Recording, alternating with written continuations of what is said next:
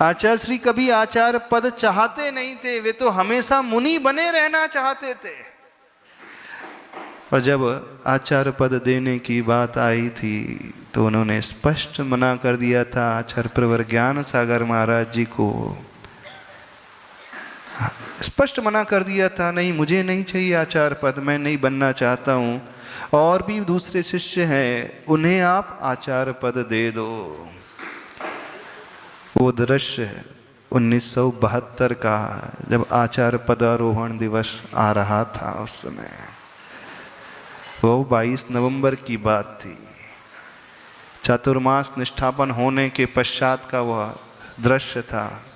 आचार्य ज्ञान सागर महाराज जी मुनि विद्यासागर जी से कह रहे थे कि तुम्हें आचार्य बनना है, मेरा शरीर जीर्ण शीर्ण हो रहा है, अब शरीर में शक्ति नहीं है, रोग हो गया है, और अब मुझे अपना आत्म कल्याण करना है, और इस आचार्य पद से मैं निवृत्त होना चाहता हूँ, इसलिए मैं चाहता हूँ कि आप आचार्य पद ग्रहण कर ले।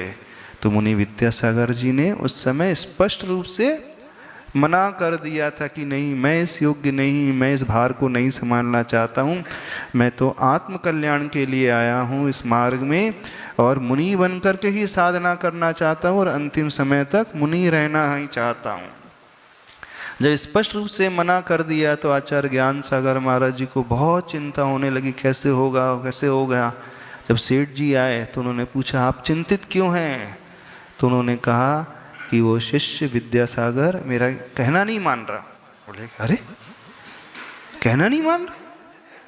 हाँ, वो तो इतने आज्ञाकारी हैं, इतने सेवा भावी हैं, इतने सेवा में डूबे रहते हैं, वो नज़र उठा करके कभी बात नहीं करते हैं, इतने विनयशील रहते हैं, हमेशा वैयावृत्ति में निष्णात हैं, हमेशा आपकी वैयावृत्ति में ही डूबे रहते हैं और कुछ नहीं।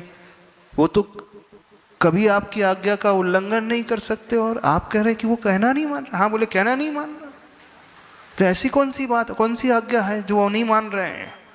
बोले मैं उसने आचार्य बनाना चाहता हूँ और वो आचार्य पद लेना नहीं चाह रहा। तब जब सुना उन्होंने, सेठ जी ने, अरे इतनी निष्प्रहता, गजब की निष्प्रहता। दुनिया तो हमेशा पद के पीछे भागती है कि नहीं? आज जो है वर्तमान में मुनि कम और आचार्य ज्यादा है। प्राय देखने को जो मिल रहा है, और जो दीक्षा भी होती तो कंडीशनली होती है कि आचार्य पद मिलेगा कि नहीं और कब मिलेगा। एक वो स्थिति है और एक वो स्थिति थी जहां आचार्य पद दिया जा रहा था और गुरुवर आचार्य पद लेने से इनकार कर रहे थे।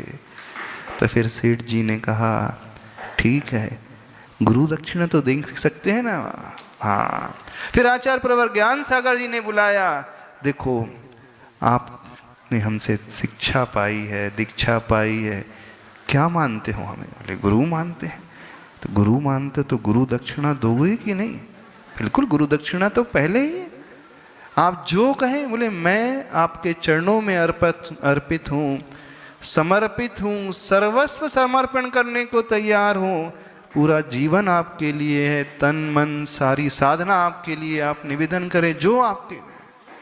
तो बस मैं चाहता हूँ कि गुरु दक्षिणा के फलस्वरूप आप ये आचार्य पद स्वीकारें। देखें, उन्हें आचार्य पद की आकांक्षा नहीं थी, कोई लोभ नहीं था, लेकिन गुरु दक्षिणा के निमित्त स्वरूप उन्हें तो वह स्वीकारना पड़ा था पद, वह तो उसे भार स्वरूप मान रहे थे।